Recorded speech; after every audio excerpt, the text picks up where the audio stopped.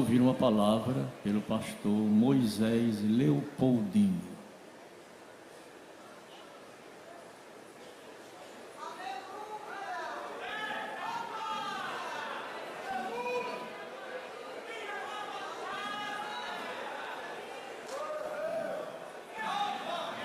Glória a Deus. Meus amados irmãos, vos saúdo com a paz do Senhor. Quero agradecer a Deus pela oportunidade de ter participado todos esses dias desta rica escola bíblica de obreiros. Me sinto privilegiado por ter ouvido durante todos esses dias palavras que nos edificaram, nos fortaleceram, nos ensinaram. Quero louvar a Deus pela vida do pastor José Carlos de Lima, de toda a convenção, de toda a diretoria da convenção aqui de João Pessoa, da Comadep, e também agradecendo a Deus pela vida de todos os pastores que estão aqui, que são mais experientes que eu. Eu disse aqui hoje pela manhã que Paulo instruiu a Timóteo dizendo que quando fosse falar aos mais velhos, falasse como se estivesse falando aos seus pais, e aos mais novos como seus irmãos. Então aos mais velhos eu me dirijo como um filho, e aos da minha idade eu me dirijo como meus irmãos. Minha gratidão a Deus pela vida do pastor José Wellington, e também trago um abraço fraternal do pastor lá da igreja que congrego, e a minha gratidão a Deus por estar aqui. Livro das Crônicas, primeiro livro das Crônicas, capítulo de número 15, e o versículo de número 15 também.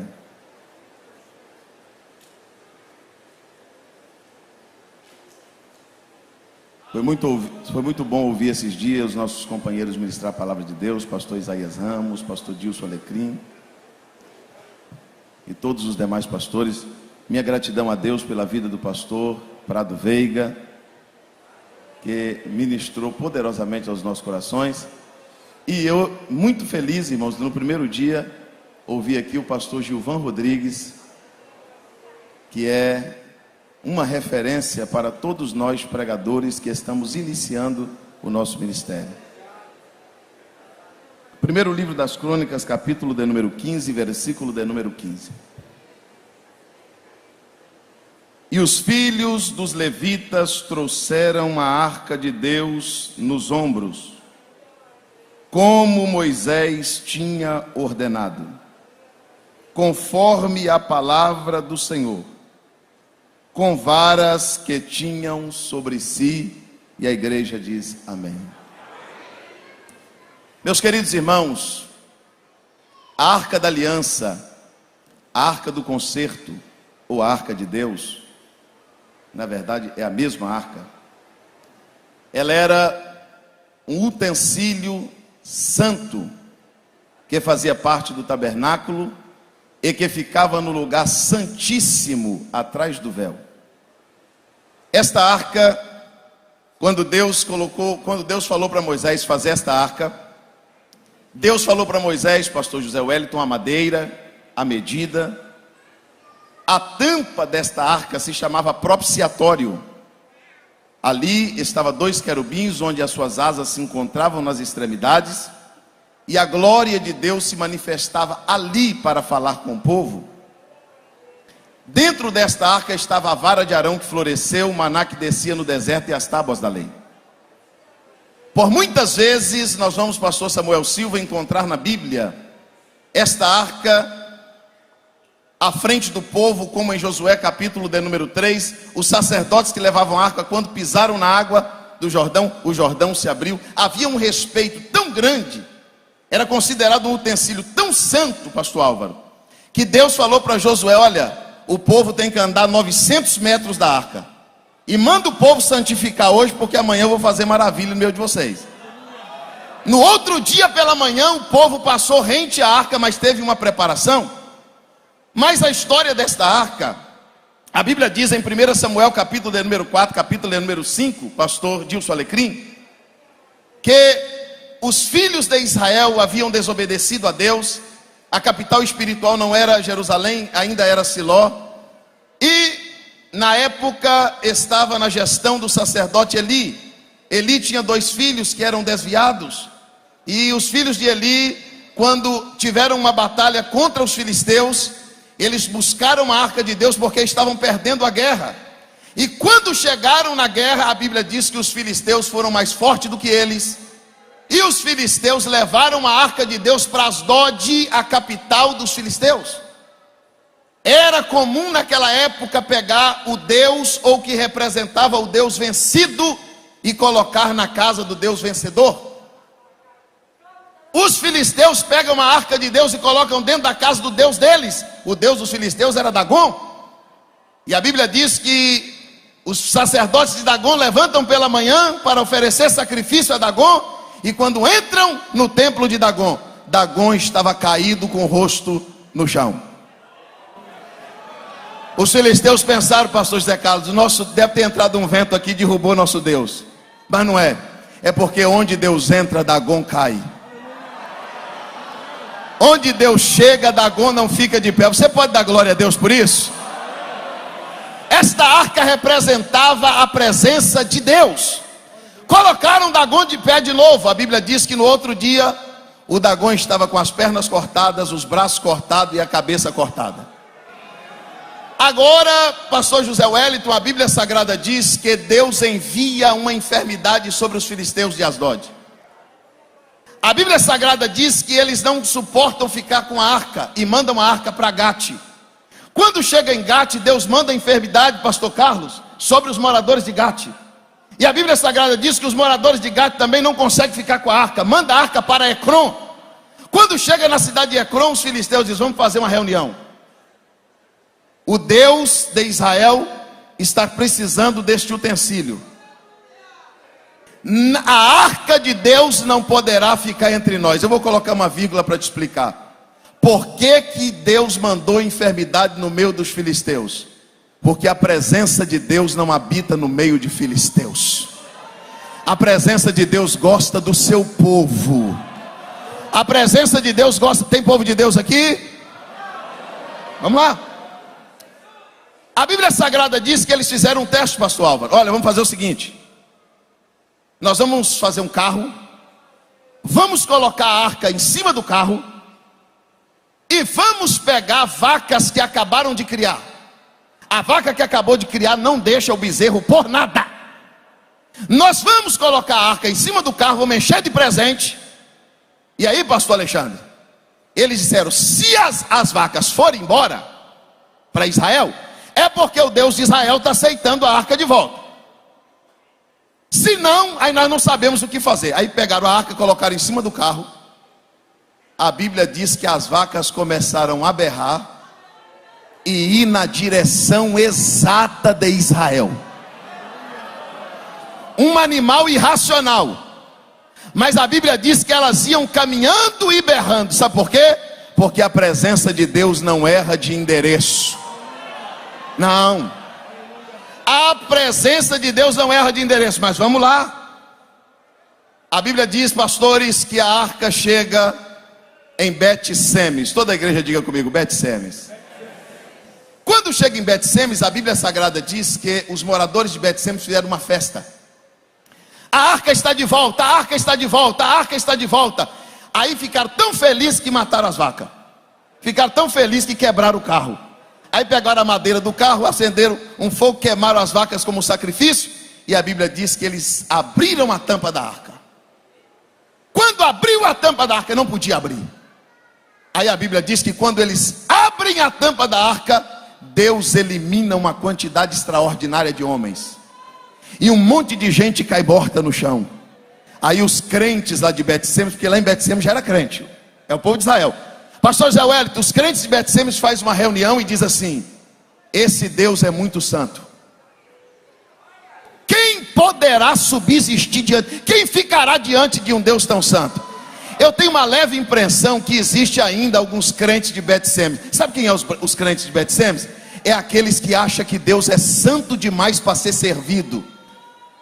Sabe quem são os crentes de Bet-Semes? Aqueles que, não pastor, uma doutrina dessa ninguém obedece.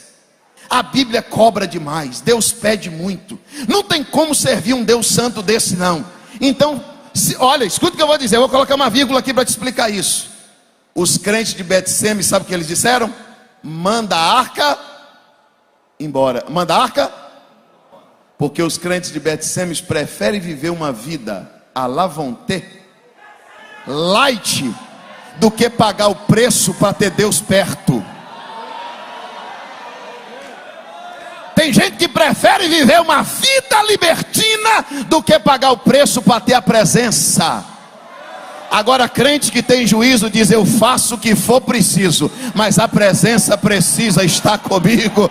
Levante a tua mão, só você que ama a presença de Deus. Esta arca vai para a cidade de Kiriat Jearim. E lá na cidade de Kiriat Jearim, consagram os 2 filhos de Abinadab para cuidar desta arca.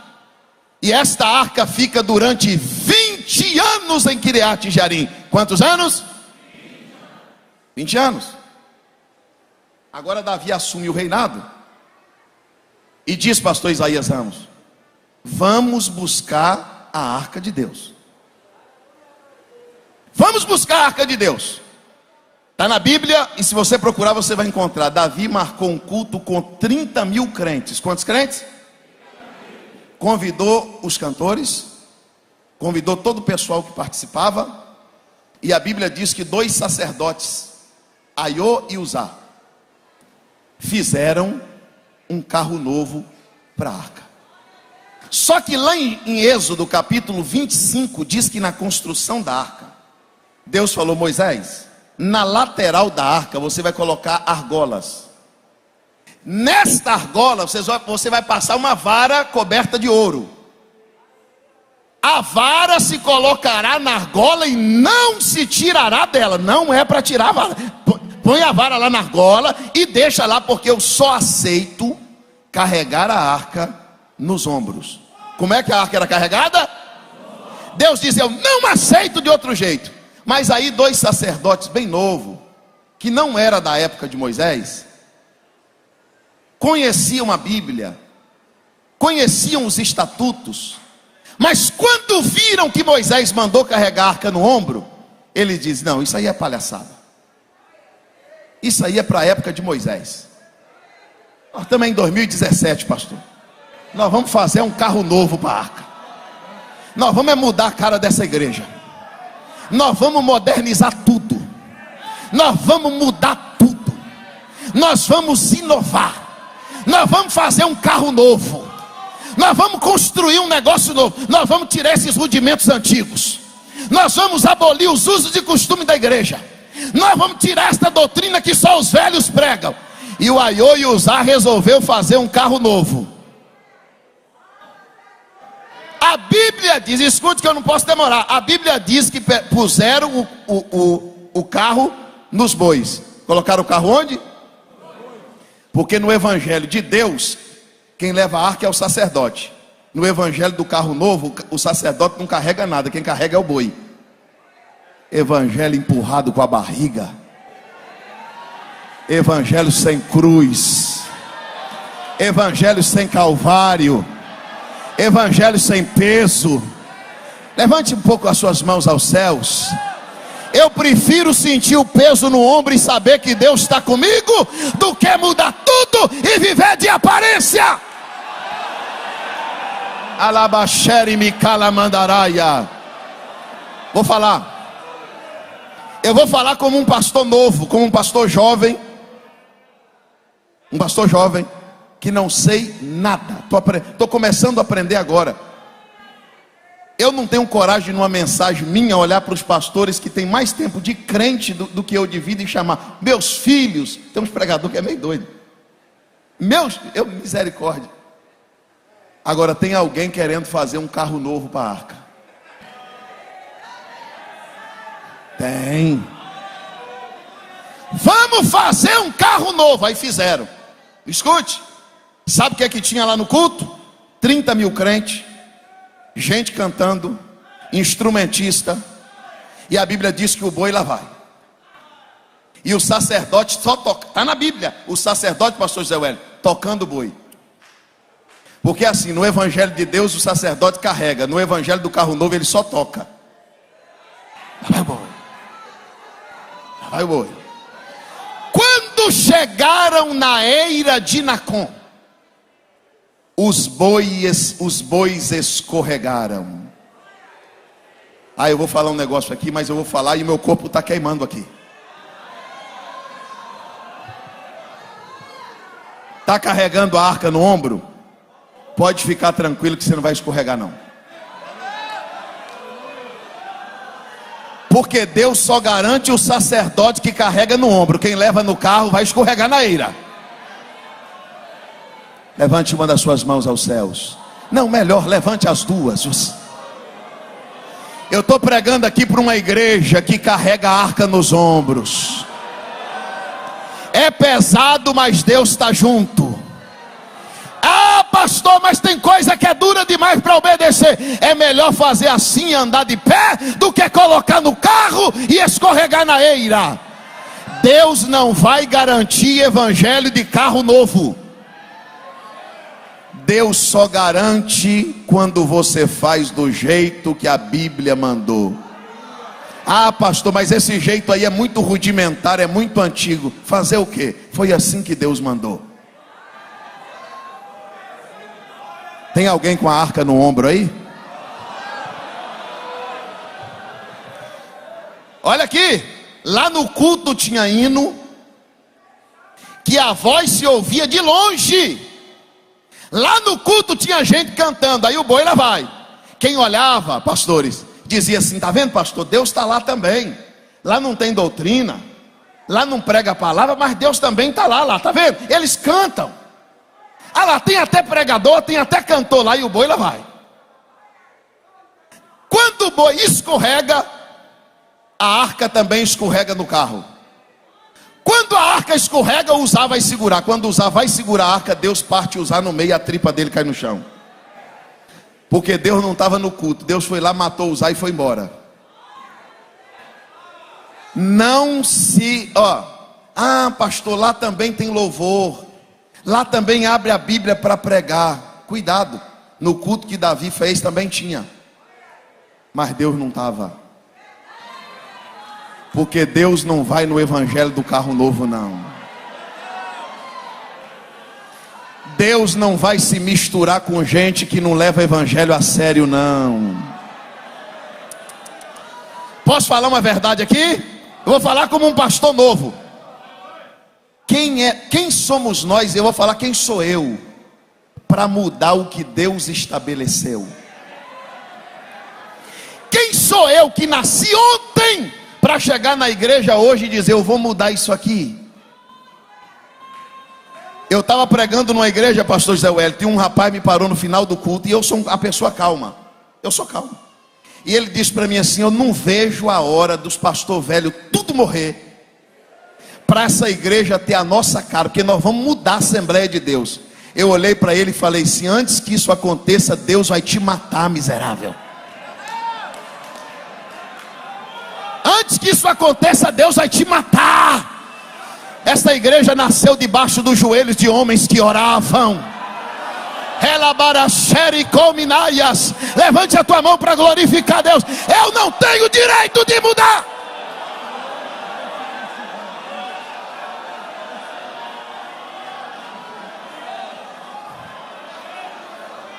Eu não concordo, eu não aceito. Pega a carta e vai embora, mas não luta contra não.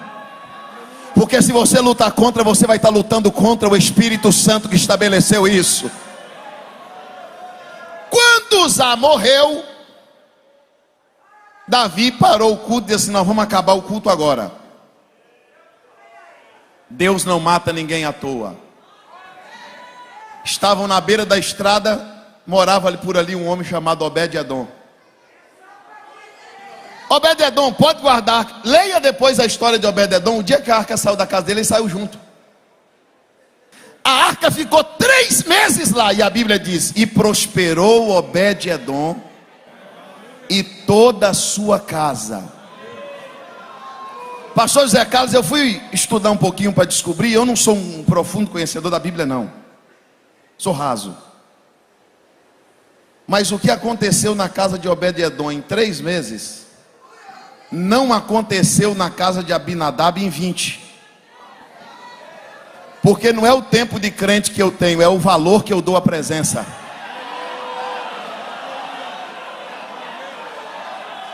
Tem gente que está na igreja faz mais de 50 anos, mas até hoje pede ele para levantar a mão 3 vezes e dar glória a Deus se ele não fica nervoso com você. Tem gente que aceitou Jesus ontem, já é batizado com o Espírito Santo, já tem dons espirituais. Ora calamai, você pode levantar a tua mão e por um minuto glorificar a Deus.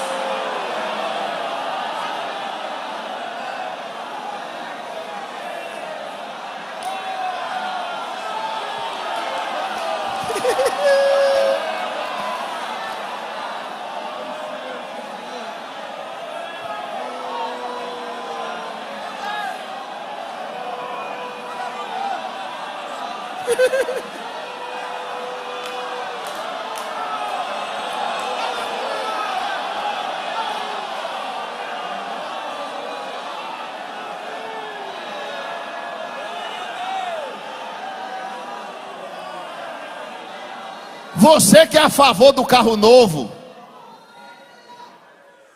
você que apoia quem está mudando a identidade da igreja, você já parou para pensar um culto da gente sem isso aqui que está acontecendo aqui? Você já imaginou um culto na Assembleia de Deus sem línguas estranhas? Sem crente gritando? No evangelho do carro novo não tem isso não, o grito é diferente, lá é assovio, é luz colorida, é fumaça saindo do chão, mas nossa igreja não precisa disso não. Aqui a arca é no ombro, mas Deus está junto. O crente abre a boca e o Espírito Santo já chega. Você orabacala, manda séria, glorifique a Deus.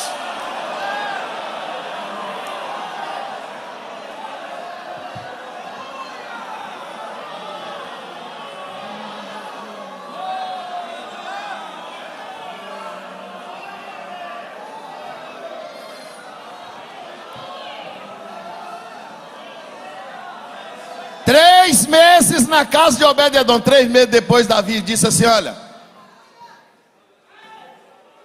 encontrei, versículo 15, eu encontrei os levitas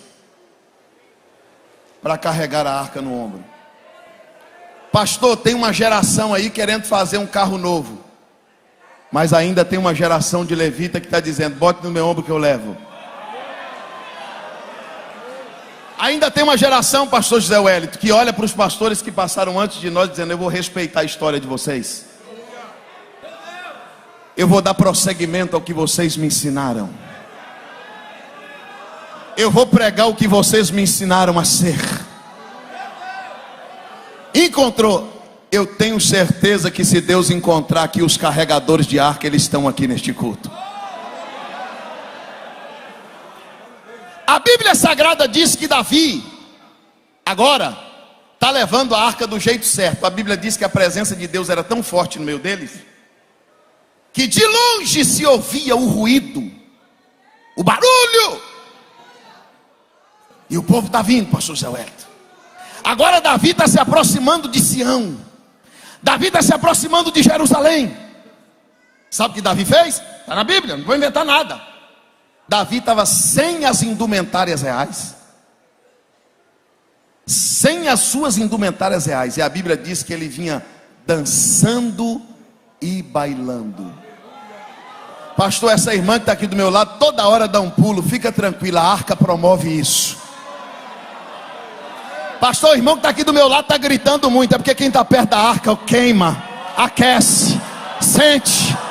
Alabanchei me comanaia. Tem arca aí, irmão, tem arca aí. Lá na galeria tem arca aí. Quando a arca está perto, a gente mexe. Eita!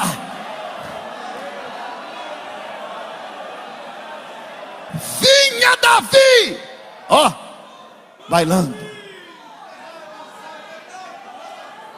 Ei, a Mical estava na janela. Olha o que a Mical fez lá na janela, pastor Samuel, quando viu Davi.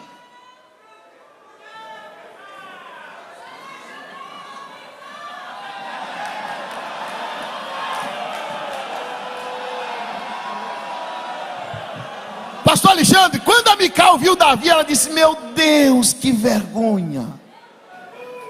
Chamou Davi no particular. Davi, fala ou não fala, hein? Fala ou não? Você é rei, Davi. Davi, você fez 3 faculdades, você fala inglês, espanhol, você tem diploma na parede, você fica dando esses gritos aí, levantando a mão, pulando. Isso pega mal. Um dia desse um rapaz me encontrou no aeroporto e disse assim: rapaz, você tem uma cara de crente, você é crente? Eu falei: sou. Não é daquelas igrejas que grita não. Eu falei: é de lá mesmo. Eu não nego raça não, irmão, eu sou de lá. Não é daquela igreja que as irmãs usam, é de lá. É de lá mesmo. Ah, lá na minha igreja a gente não é assim não. Aí foi dizendo, eu falei para ele assim: meu amigo, deixa eu dizer para você, sua igreja existe há 500 anos, a minha só existe há 100. A tua igreja não tem 1% dos membros que tem na minha igreja. Agora eu vou puxar a sardinha para a minha igreja. Eu falei: agora eu pego ele. Falei para ele assim: lá na tua igreja vocês não acreditam em milagre, não acreditam? Ele falou: não acredito não, que isso era para os apóstolos. Eu disse: pois é, lá na minha igreja Jesus ainda cura. Ele disse assim: mas aquelas línguas lá que vocês falam que a gente não entende nada. Eu falei: não é para você entender-me não, que é para Deus entender. Você não tem que entender nada, porque quem fala em mistério fala com Deus.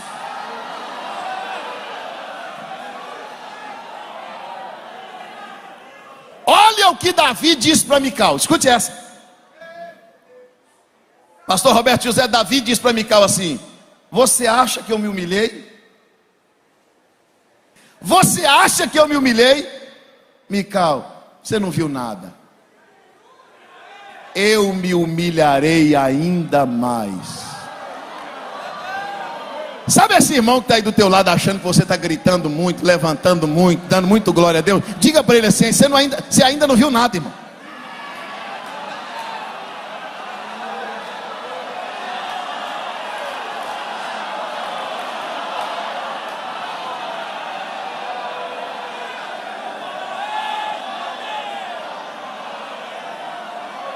Você ainda não viu nada.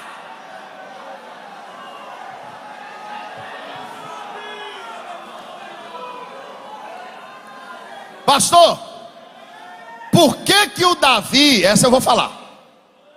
Por que o Davi estava sem as roupas reais? Por que Davi estava no meio do povo dando glória a Deus? Um dia desse um irmão chegou e disse assim: rapaz, corre lá e separa um lugar para aquele irmão sentar, porque aquele irmão é empresário. E eu escutando: ah, pastor, eu estou aqui, mas eu sou advogado. Você é advogado lá na tua sala. Ah, pastor, eu sou empresário. Você é empresário lá na tua empresa. Aqui o rico dá glória com o pobre. Aqui o grande glorifica com o pequeno.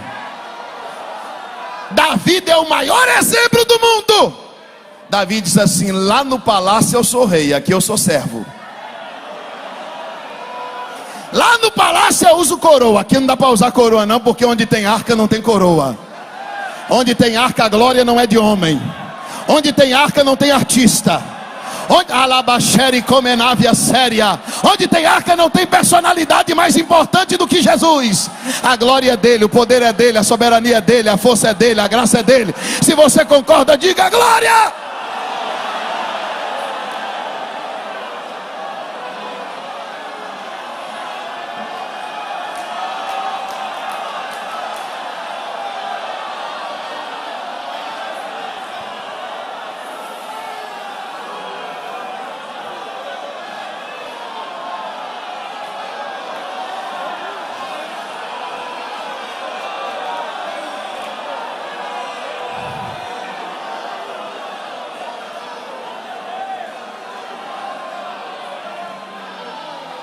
Se levar no ombro dá certo.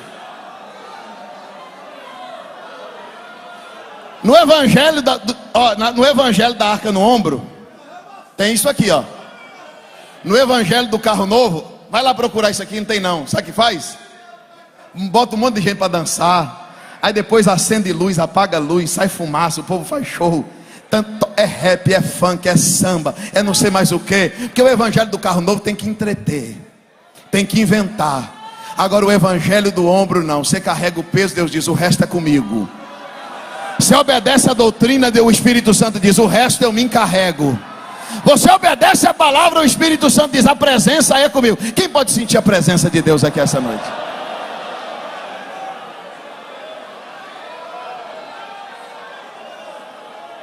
Fica de pé só um minuto para me terminar.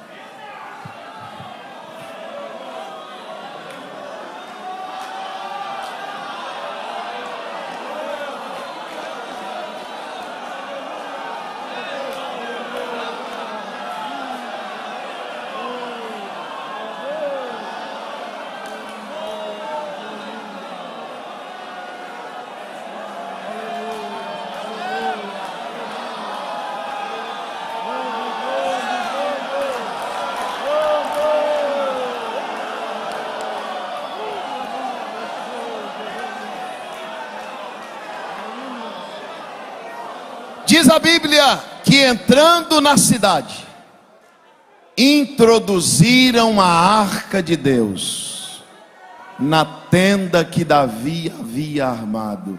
Onde que introduziram a arca? Ué, pastor, não foi no palácio?